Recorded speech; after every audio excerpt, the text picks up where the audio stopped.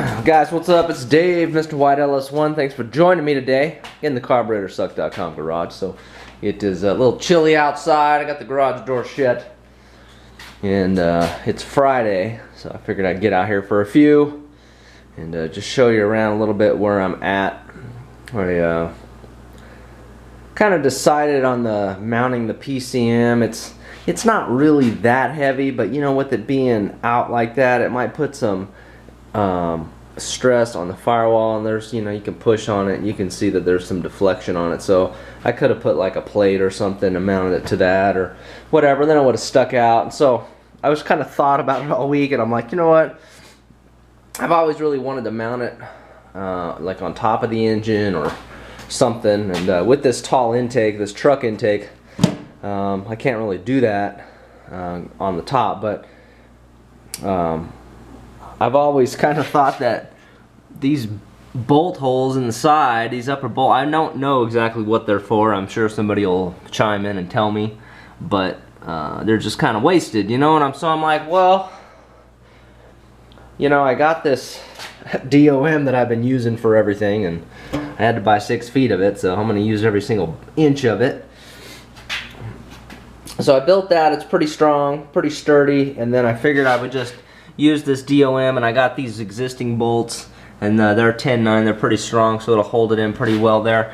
And I think it's good. So once I put the coils in, I think it's going to clear okay. So what I'm going to do, in addition to this piece that comes up, I'm going to add another piece here, and I'm just going to have it come up to like here somewhere, you know what I mean? So that way, because it's a little like, you know, there's some deflection to it, you know what I mean? So but once I add that second piece, so I add that second piece from here to here, and I might even come up and bend it a little bit. I don't know what I'm going to do, but anyways, this is solid down here, so it'll keep this from moving around, and I think that'll be good to go. So I thought about it a little bit. I'm like, well, you know, the heat right here, and you know, the engine shakes, and I'm like, well, the whole truck shakes, and it's just, I think it's just like a solid state computer, so I don't really think it's going to hurt anything.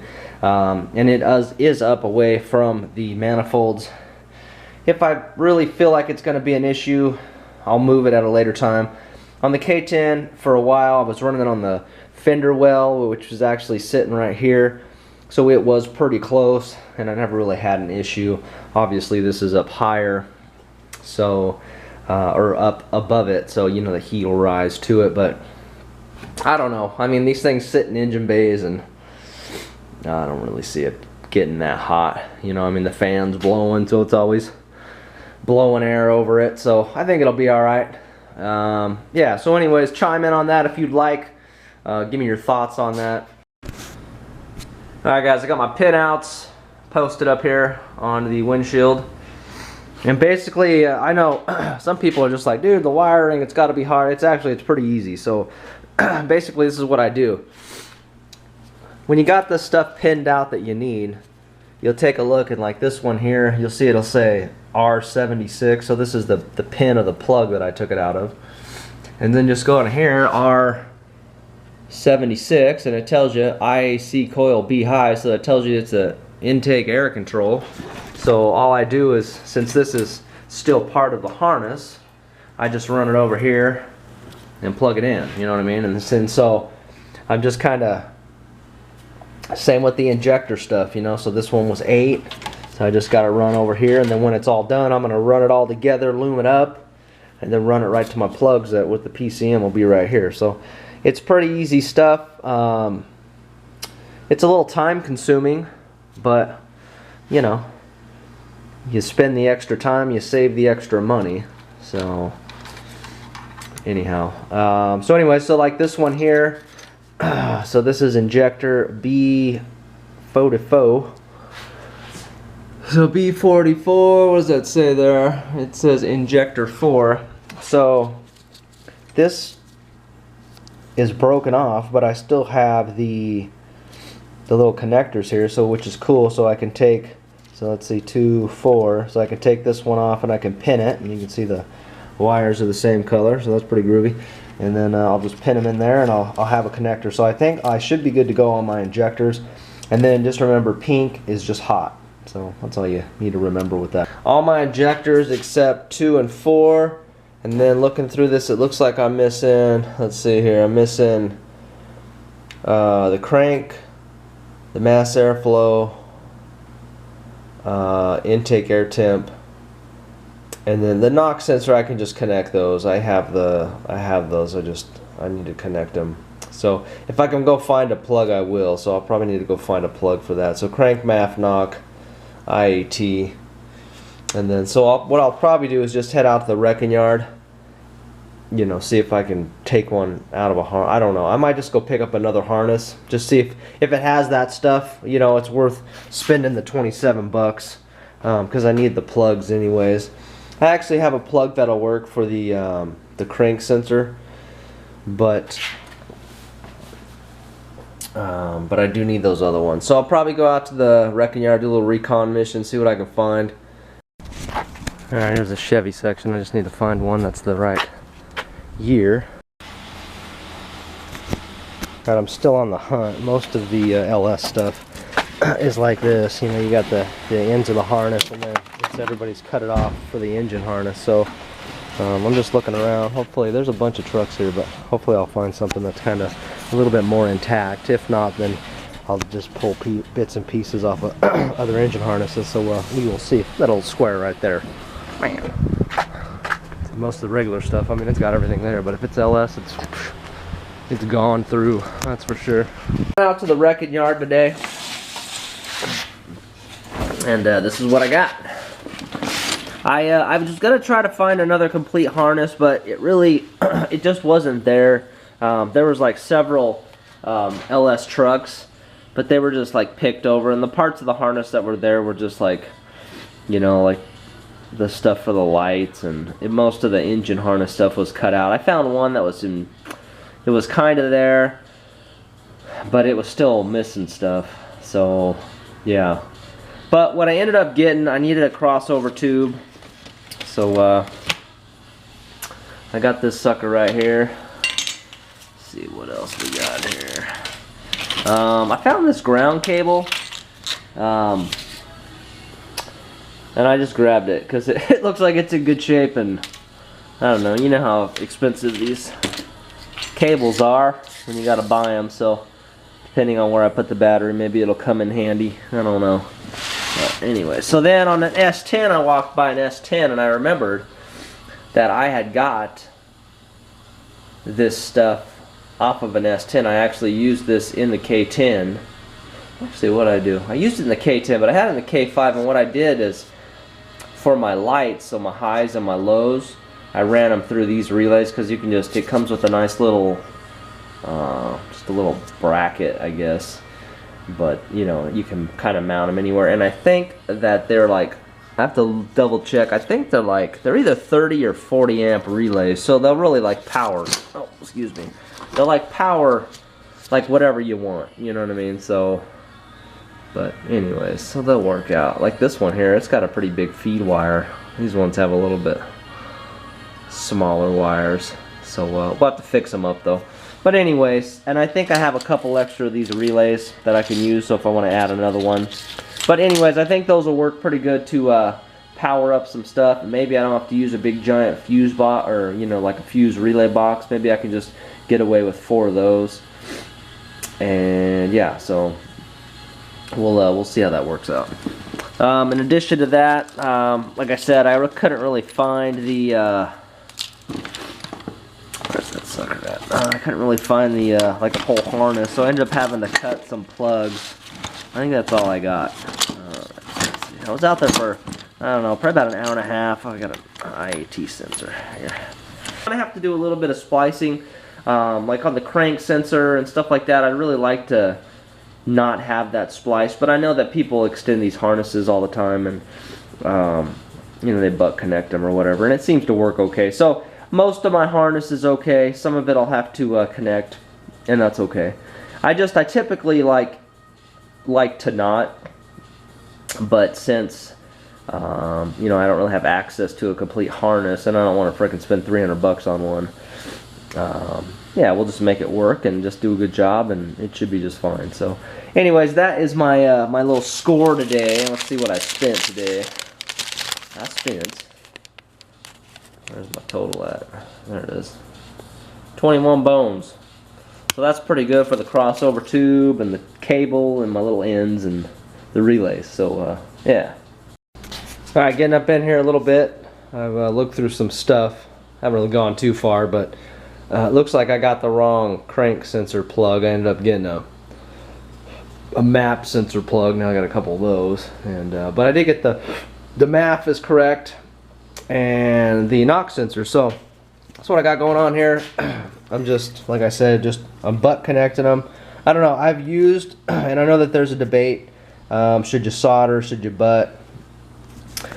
I have had experience before on O2s that I've lengthened, and I actually soldered them instead of using like the butt connectors like this, and I've actually had the solder break, and I think it's just from the heat, they get hot and cold, and then with them just moving around, you know what I mean. I just think that using solder in the engine bay is just not a very good idea. So I've seen it on several occasions, but personally I've had that experience with my O2s.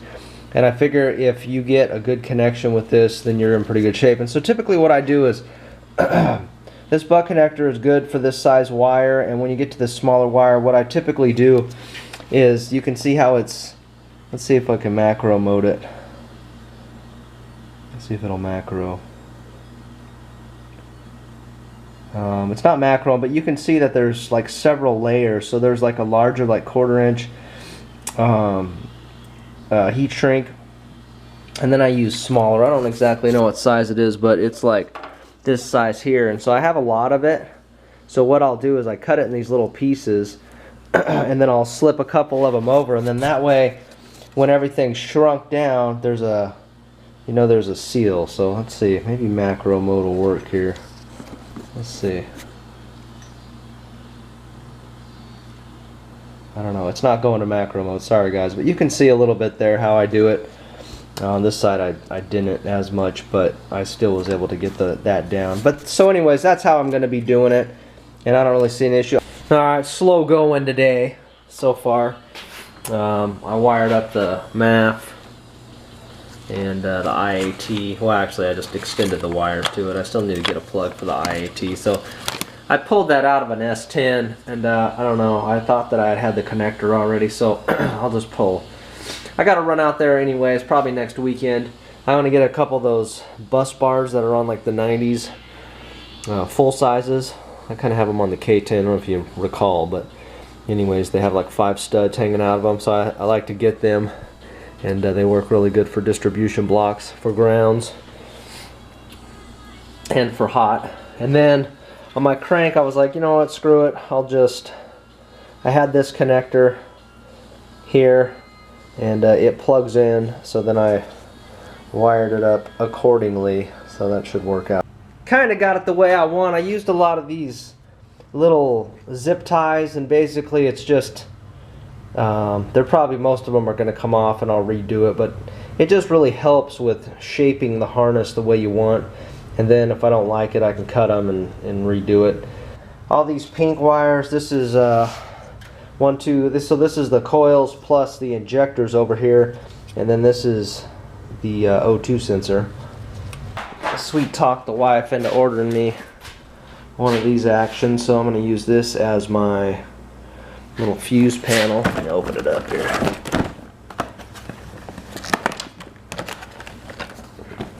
So it's a pretty nice little deal, and it's only got 6 deals on it, but it does have this nice cover, so it'll, you know, I'll run it without having to cover it up. But it's got a ground side up top here, and then down here. So it says that, you know, you can do 6 30-amp circuits, so that's pretty good. I'm not really probably going to run them all at 30 amps, maybe a couple. But I like the fact that it's kind of small, so I can mount it up on the firewall somewhere. It's all going to depend on where I put my battery. So once I get this all pinned up, then I'm going to need to bolt my battery in here somewhere. If you'll recall, the battery tray I took out of here was just completely rusted through, so I threw it away. In addition to this deal, I'm going to run off of the battery I'm gonna run this guy, and this is a 120 amp circuit breaker, waterproof. It's nice. I can just mount it to whatever. So you know, I might. I'll probably put it close to the battery, but you know, it mounts. It mounts really nice. I can mount it up underneath the battery tray or wherever, and then I'll have the feed coming off of this and going into my this deal here.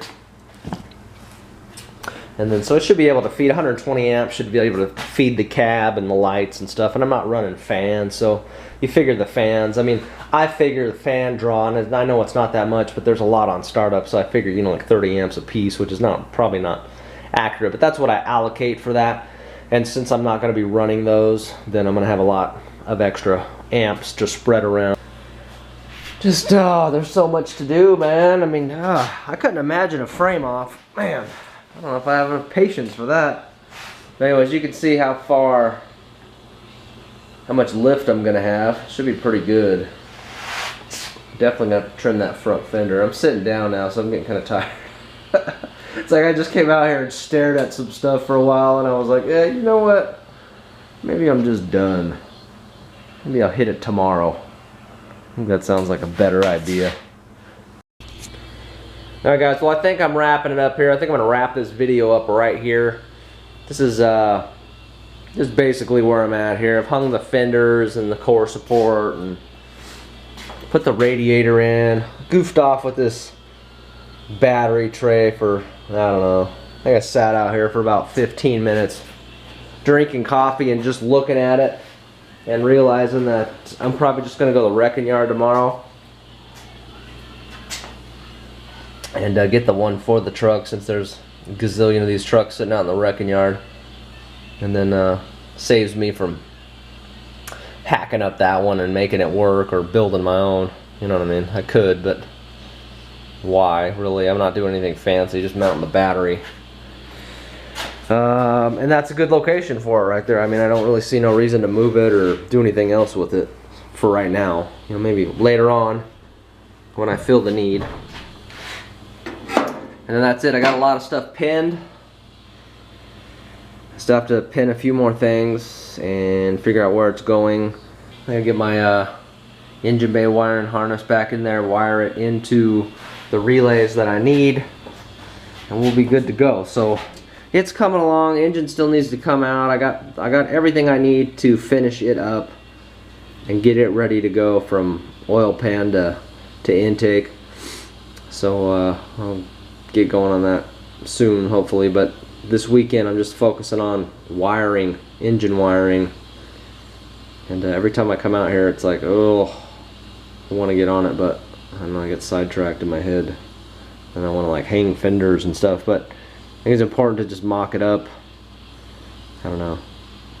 I guess I was mostly wanting to make sure all the fenders and everything fit, and I wanted to figure out my battery mount situation, and I thought I could make this battery tray work, but obviously it's obviously for a different year. But I thought, you know, maybe I could do something quick with it, but I don't know. I figured I gotta go to the wrecking yard anyway, so I'm just gonna grab one while I'm out. It'll cost me 10 bucks, 5 bucks, something like that. Pretty cheap. And then yeah, I won't have to do a whole bunch of work to it. Even though this one's not too bad. Just needs a little wire wheeling and a little paint, but I'll use it for something else in the future, I'm sure. So anyways, that is all, guys. I appreciate you guys rolling with me. So this video might be a little bit long, but I appreciate it, and you guys take care, and I'll try to get another video up for you guys, hopefully maybe Sunday afternoon, or you know, early next week. I'll do my best. Can't promise nothing. These kids got me going like crazy. These days are just getting away from me. But anyways, that is all. You guys take care. I appreciate it. Talk to you soon.